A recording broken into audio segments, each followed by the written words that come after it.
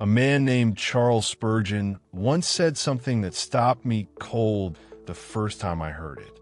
He said, and I want you to hear this slowly, discernment is not knowing the difference between right and wrong. It is knowing the difference between right and almost right. Read that again. Not right and wrong. Most people can figure that out eventually. Right and almost right. That second one. That's the one that gets you. That's the one that has quietly broken more hearts, dissolved more marriages, and left more good people sitting alone in a kitchen at 64 wondering where the years went than any villain ever could. I am 83 years old. My name is Billy. I have been on this earth long enough to watch 4 generations of people fall in love, plan weddings, make promises, and then slowly, painfully, sometimes silently, watch those promises bend under the weight of things they didn't notice or didn't want to notice before the ceremony. I'm not a therapist. I don't have initials after my name that cost $100,000 in 3 years of your life. What I have is something that cannot be bought and can only be earned, and that is time. Decades of quiet watching, of sitting at kitchen tables and family dinners and funerals, listening to people talk about their lives. At my age, people talk to you differently. They stop performing. They stop trying to sound impressive. They get honest. And when old people get honest, the things they say will rearrange something inside you if you're paying attention. What I've heard, more times than I care to count, is some version of the same sentence. I knew. Before the wedding, I already knew. I just didn't listen.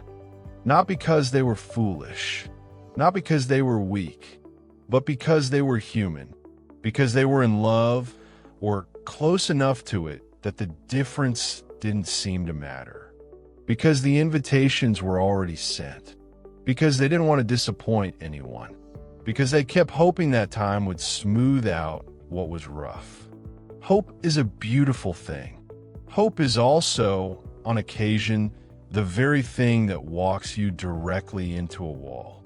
I've watched people marry the wrong person because they were afraid of starting over. I've watched people marry the wrong person because they mistook intensity for intimacy and chemistry for compatibility. I watch people marry the wrong person because they were in love with who that person could become, a version of them that existed only in the imagination. And I've watched the aftermath. I want you to understand something. The people in these situations were not careless. They were not stupid. Many of them were thoughtful, kind, and full of genuine love. The problem wasn't their character. The problem was that they were looking at the right things with the wrong eyes, or looking past certain things altogether, because looking directly at them hurt too much.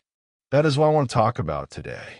There are 7 signs, 7 things that show up, sometimes quietly, sometimes loudly, before a marriage that tell you, if you're willing to listen, that something isn't right. Not wrong, necessarily. Almost right. And at my age, I can tell you that almost right is the hardest thing to walk away from. It's also the most important. I don't speak often. I'm 83. I have earned the right to be selective with my words. But when I do speak, it's because I've watched something happen too many times to stay quiet. It's because I've sat across from too many people who said, I wish someone had told me. And I thought, well, someone should.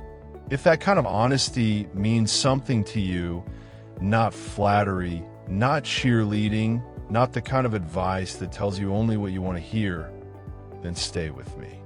We have 7 things to get through. And one of them, I suspect, you already know. The first sign is one that most people dismiss immediately. They dismiss it because it doesn't look the way they expect a problem to look. There's no argument, no obvious red flag, no dramatic moment they can point to later and say, that's where it went wrong. It's quieter than that. It's a feeling. And the feeling is this. You are with this person, and instead of feeling settled, you feel like you're waiting for something. There's a low hum of tension in your chest that you can't quite explain and can't quite make disappear. You love them, or you believe you do, but something in your body hasn't fully relaxed since you got together. Now, I know what some of you are thinking. Isn't that just nerves? Isn't that just what love feels like? 83 years of watching people. And I want to be very clear here. No, excitement and unrest are not the same thing. I understand they can feel similar in the early stages. Your heart beats faster. You think about them constantly. You feel alive in a way you hadn't before. That is real, and it is wonderful, and there is nothing wrong with it.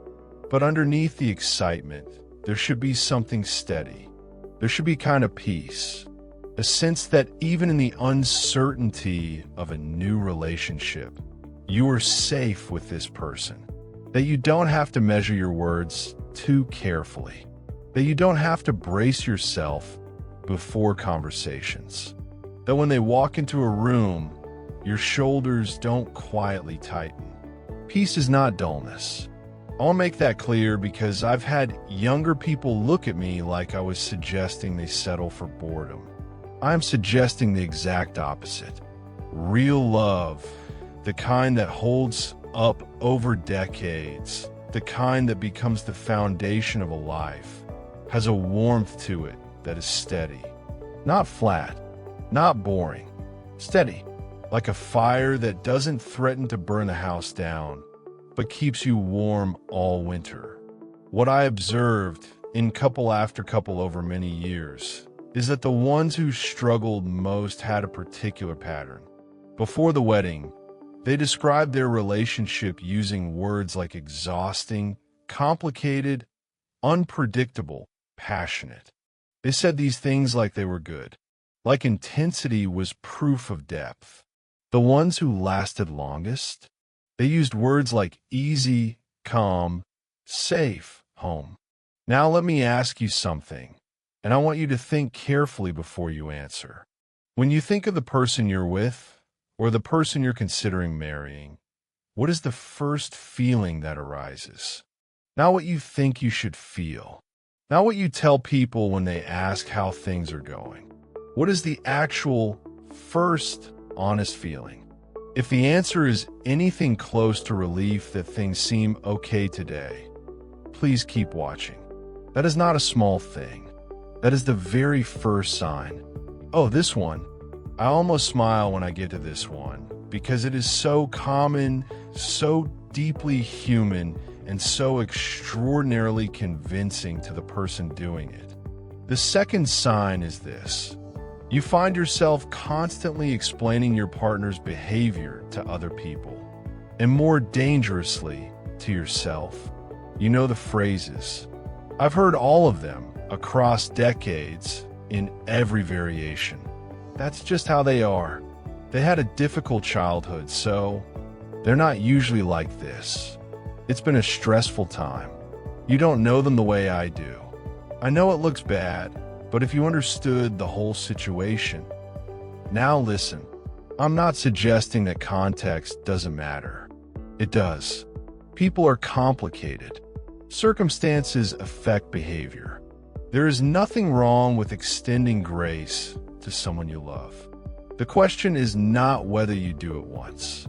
The question is whether you've been doing it for months, whether it has become a reflex, whether the list of things you're explaining away has quietly grown so long that you've stopped noticing you're doing it. Affection is a remarkable thing for clouding judgment. I have watched brilliant people who could spot a flaw in a business plan from 50 feet away, completely lose their ability to see clearly when they were in love. And I understand it. I do. When you care about someone, you want to believe the best of them. You want to think that the version of them you fell in love with is the real version, and everything else is just noise. But here's what age teaches you. A person's patterns are not noise. A person who is consistently unkind in small ways will not become consistently kind after the ceremony. A person who dismisses your concerns now will not suddenly develop the ability to hear you after a ring is placed on your finger. A person whose behavior requires constant explaining is showing you, as clearly as they possibly can, who they are. The compassionate thing, the loving thing, is to see it. There is a difference between compassion and rationalizing. Compassion says, I see this pattern and I care about this person, and I need to honestly assess whether this relationship is healthy. Rationalization says, I see this pattern and it makes me uncomfortable, so I will find reasons why it doesn't mean what it appears to mean. One of those is love. The other one is fear wearing love's coat. Most people I have watched over the years who ended up deeply unhappy in their marriages weren't blind. They weren't naive. They saw things. They simply chose, in the moment, to explain them away rather than sit with what they actually meant. And then one day, years later, they ran out of explanations. Let me ask, what have you been explaining? And more importantly, why? This is the one that breaks my heart the most, because the people who fall into this particular trap are often the most loving, the most generous, the most patient people you will ever meet. They are not in denial out of weakness. They're holding on out of hope. And hope, as I said before, is a beautiful thing. But hope directed at the wrong object is a very expensive investment. The third sign is this. You're not in love with who this person is. You are in love with who you believe they could become. You have built, somewhere in the private rooms of your imagination, a version of this person, slightly different from the one who stands in front of you. More emotionally available, more ambitious, less angry, more present, kinder in the particular ways you most need someone to be kind. And you have decided, quietly, without ever quite saying it out loud, that if you love them enough, if you wait long enough, if you're patient enough, that version will eventually emerge. I have watched this play out more times than I can count. I once knew a woman who spent 11 years in a marriage waiting for her husband to become the man she'd always believed he could be. She described him on their wedding day as having so much potential. On the day she finally left, she told me, I married a project, and after 11 years, it still wasn't finished. That is not a story about a bad husband. That is a story about the gap between reality and hope. The person you are with right now, the one who exists today in their current form, with their current habits and patterns and ways of moving through the world, that is the person you are agreeing to build a life with. Not a future version, not a potential version, not the version they become when things are good and circumstances are ideal. This version, and I want to ask you plainly, do you love this version? Not could you love a better version? Not do you see beauty in this person when they're at their best? Do you love who they actually are? Most days, in their ordinary moments? Because marriage is mostly ordinary moments. Most people hear this and immediately think of someone else in their life who needs this advice. Very few stop and quietly ask whether it might be about them, whether they might be the one holding on to potential instead of seeing clearly. Those are the people this channel exists for, the ones willing to ask the uncomfortable question. If you've made it this far, I suspect you're one of them. And that is exactly the kind of person who deserves to get this right. Chemistry. I have watched chemistry convince more people to ignore more important things than almost anything else I can think of. You meet someone, and there is something between you that is electric. Conversation flows easily. There is humor and warmth and an ease that surprises you. And you think, this is it. This is the thing everyone talks about. And perhaps it is. But chemistry is not a compass. The fourth sign is this. You and this person are fundamentally pointed in different directions. Not in small things. Small differences are normal, manageable, sometimes even interesting. I mean in the things that actually structure a life. Money. Not whether you both love expensive things or both prefer simplicity, but whether you approach financial responsibility the same way. Whether you have the same relationship with security, with risk, with long-term planning. Lifestyle. Whether you want the same kind of daily life. Not the vacation version, not the best foot forward version, but Tuesday. Ordinary Tuesday. Do you want Tuesday to look the same way? Growth. Whether you both have the same orientation toward becoming better. Some people want to grow and evolve continuously. Others are comfortable exactly where they are and see no particular reason to change. Neither is wrong. But together, over decades, those two orientations will pull in opposite directions. Purpose. What your life is fundamentally for. What you believe you're here to do, or build, or leave behind. These are not things that love can override. I have watched couples with extraordinary love for each other slowly drift apart because they wanted different things from life. Not because they stopped caring, because caring wasn't enough to bridge the distance between where one person was going and where the other one wanted to stay.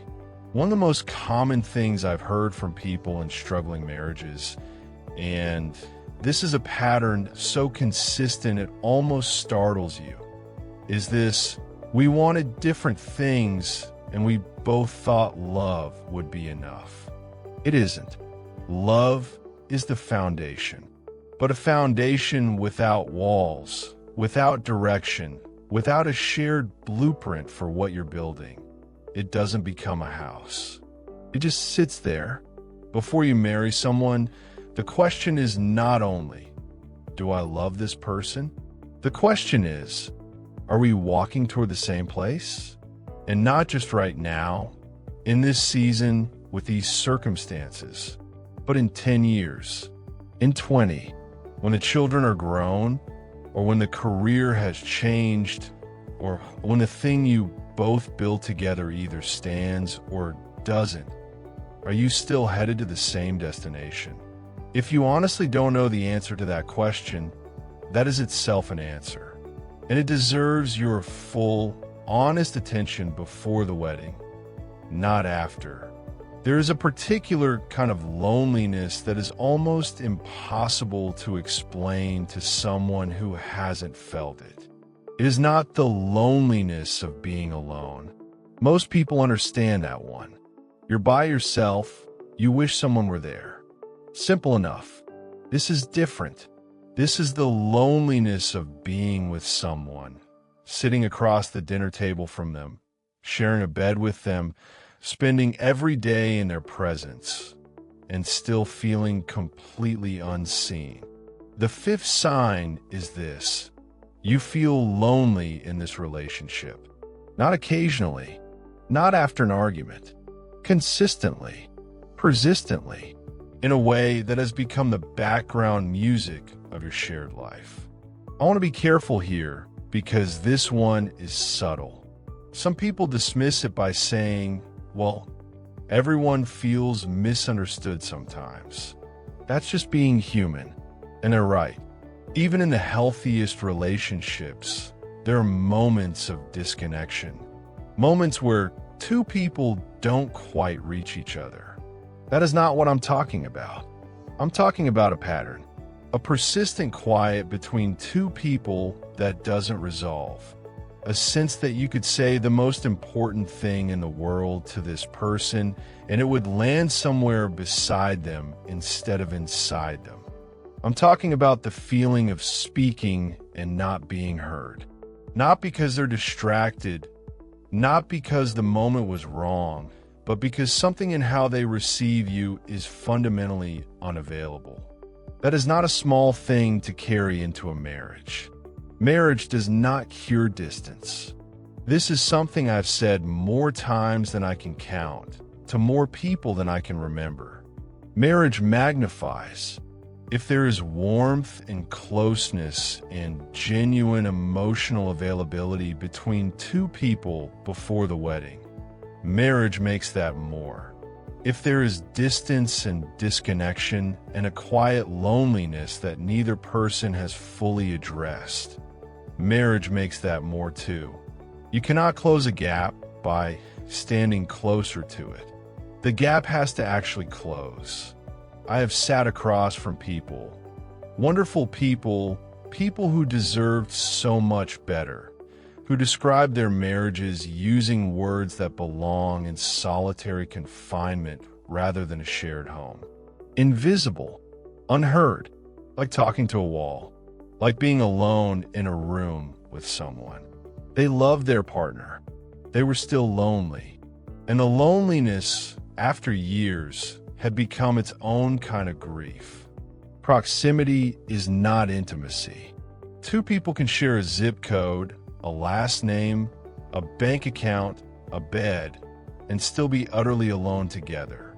Before you build a life with someone, please ask yourself this. Does this person actually see me? Not the version of me I perform. Not the version of me on my best days. The actual me. Ordinary, flawed, uncertain, and real. Do they see that person? And when they see it, do they stay? That is what intimacy is. And if it isn't there now, the wedding ring will not conjure it. This one is going to be uncomfortable. Good. The sixth sign is not about the other person. It is entirely about you. And it is possibly the hardest one to be honest about because it disguises itself as loyalty, as maturity, as not being the kind of person who gives up easily. It is this: you are staying because of everything you've already put in. The years, the sacrifice, the plans you made together, the family who has met them, the friends who have heard you talk about them, the public identity you've built as part of a couple, the effort, the patience, the love you've extended, the version of your future you have been building in your mind, with this person at the center of it. You have invested so much that leaving feels like losing everything at once. And so you stay, not because you've assessed the relationship clearly and determined that it is right for you, but because you've assessed the cost of leaving and decided it's too high.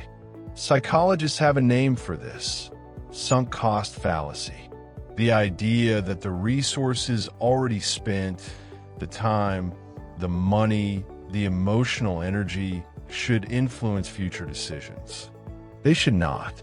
I know how cold that sounds.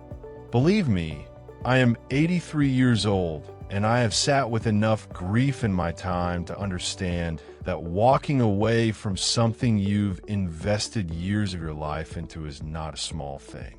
It is a genuine loss, and it deserves to be treated as one. But here is what I have watched happen again and again in the lives of people I have known. A person stays in a relationship past the point where they knew, clearly, honestly knew, it wasn't right. They stay for another year, 2 years, 5. They marry. They build a life. They have children, or buy a house, or create so many layers of shared existence that leaving becomes almost unimaginable. And then, eventually, when they can no longer pretend, they leave anyway. And the cost is so much higher. The years you've already spent are gone. That is simply true. You cannot have them back. The only question is whether you spend the next years the same way. Your past investment should inform your decisions. It should make you thoughtful, careful, honest with yourself about whether things have genuinely changed or whether you're hoping they will. But it should not imprison you. At my age, I can tell you with great certainty, the bravest thing I ever watched anyone do was choose themselves before it was too late. Not selfishly, not carelessly, but clearly. You were allowed to make a different choice. Not because the years didn't matter, because the years ahead of you still do. And here we are, the seventh sign. I saved this one for last because in my experience, it tends to be the one that produces the most uncomfortable moment of recognition. The seventh sign is this. You believe, somewhere underneath everything, that marriage will fix the problems that exist right now. Not consciously, perhaps. Most people would deny it if you asked them directly. But if you look honestly at the reasoning, at the internal conversation happening just beneath the surface, it's there. Once we're married, they'll feel more secure and the jealousy will settle. Once we're married, we'll be more stable and the financial irresponsibility will change. Once we're married, there won't be this push and pull. The commitment will resolve it. Once we're married, things will... I'm not telling you not to love passionately. I am not suggesting you build your romantic life on spreadsheets and logic alone.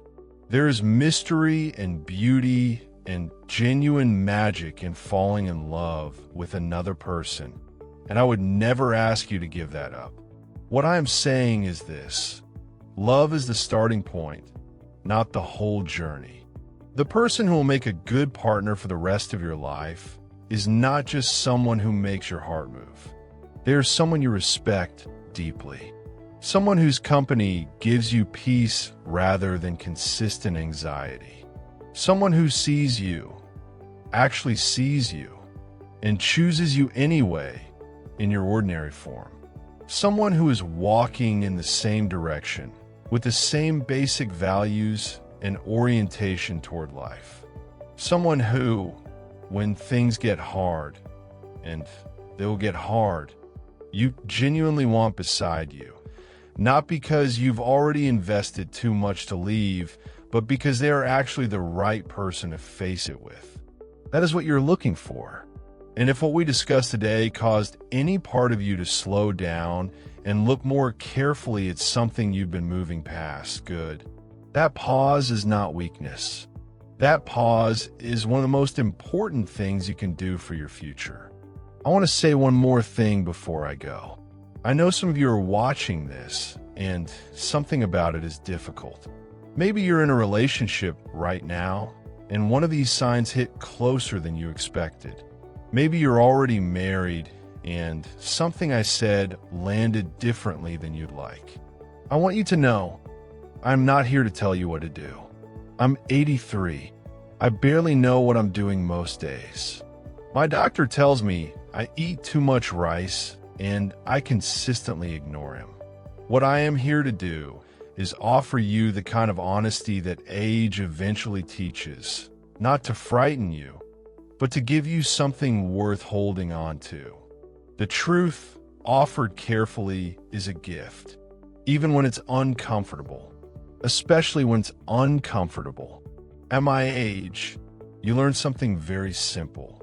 The advice you dismiss today is often the regret you recognize later. I share what life taught me, slowly, imperfectly, from a very long view. For people who want to hear it before it's too late rather than after. If that is you, you're welcome here, and you're welcome to stay. Now, before you go, I want to ask you something directly.